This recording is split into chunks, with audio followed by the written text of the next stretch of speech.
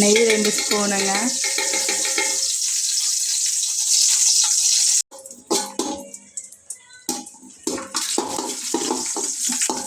அண்டிப்பருப்பு முந்திரி நல்லா வறுத்தெடுங்க. நெய்யில் நல்லா வறுத்து பொன்னிறமாக வறுக்கணும்.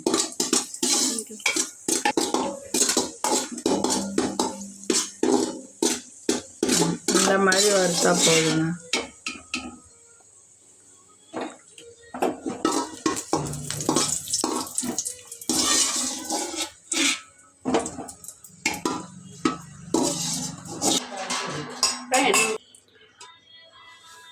எத்தனை ஸ்பூன் எண்ணெய் சித்தி?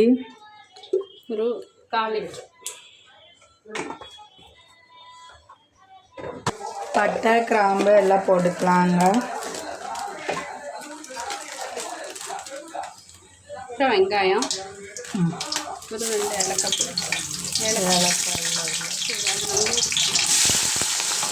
பெரிய வெங்காயம் 2ங்க.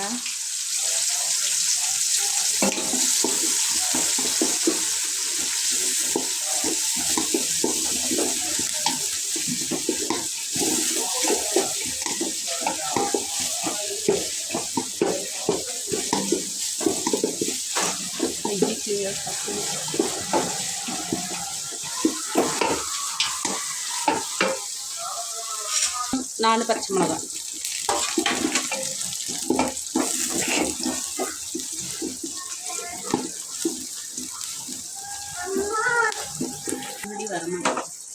இந்த மாதிரி பொன்னிறமாக வறுக்கணுங்க. அப்போ தான் டேஸ்ட்டு நல்லா கிடைக்கும். இஞ்சி பூண்டு பேஸ்ட்டு இதில் 1 ஸ்பூனு. பின்னதான் இல்லை சரியா 1.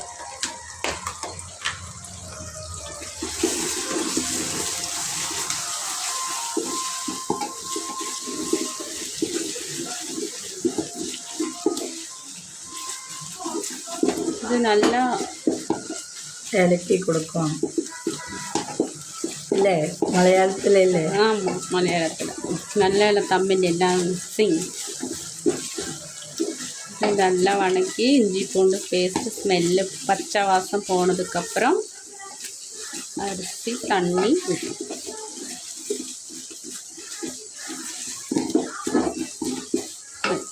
அது ரெடியாகும். இது வந்து மல்லித்தலையும்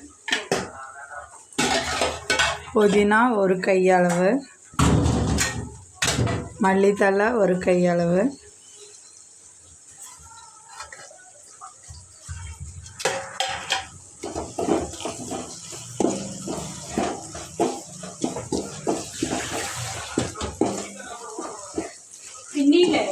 அரிசி ஃபஸ்ட்டு நெய்யில் ஊற்றி வறுத்து.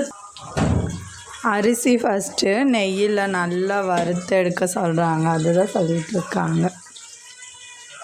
1 கப்பு அரிசி இருக்குதுங்க. 1 கப்பு அரிசிக்கு 2 கப்பு தண்ணி. 1 கப்பு அரிசிக்கு 2 கப்பு தண்ணி. இதை சூடு பண்ணி வச்சுருக்கேன். இதை தண்ணி ஊற்றுறேன். வந்துட்டேன். அவ்வளோதான். நல்லா கொதிக்கிட்டு கொதிச்ச பின்ன அரிசி போடலாங்க. அவ்வளோதாங்க நெய்ச்சோறு பிரியாணி செய்கிறது. நம்ம தண்ணி கொதித்து வரட்டு பார்க்கலாம். இது ஆஃப் பண்ணிட்டு போய்க்கோ. கொதிக்கும் போது ரெடி பண்ணிட்டு இருக்கேன். இங்கே பாருங்க நல்லா கொதி வந்துருச்சு. அரிசி போட்டுக்கலாங்க. பாருங்க ரைஸ் போட்டுக்கலாம். மெல்ல நாங்கள் ஃபஸ்ட்டு அரிசி நல்லா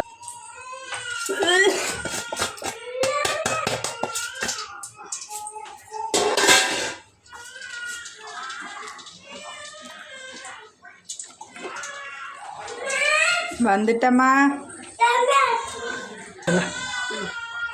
குழம்பு சைட்டா? குழம்பு செய்யும்போது அந்த சைடு வச்சுப்பாங்க. சரி போக்கோ.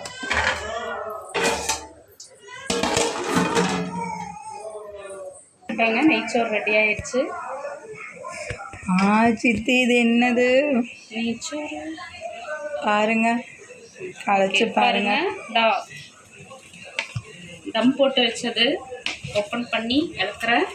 நெய்ச்சோறு பாருங்கள் ரெடி ஆயிடுச்சு. பொழு பொழுன்னு வந்திருக்கு பாருங்கள். பொல்லுன்னு ரைஸ் பாருங்கள் ஒட்டாமல் எப்படி வந்திருக்குன்னு. நெய் ஊற்றி நம்ம வறுத்து எடுத்துட்டோம்னா ரைஸ் இப்படி ஒட்டாது. ஓகே ரெடி, அவ்வளோதான்.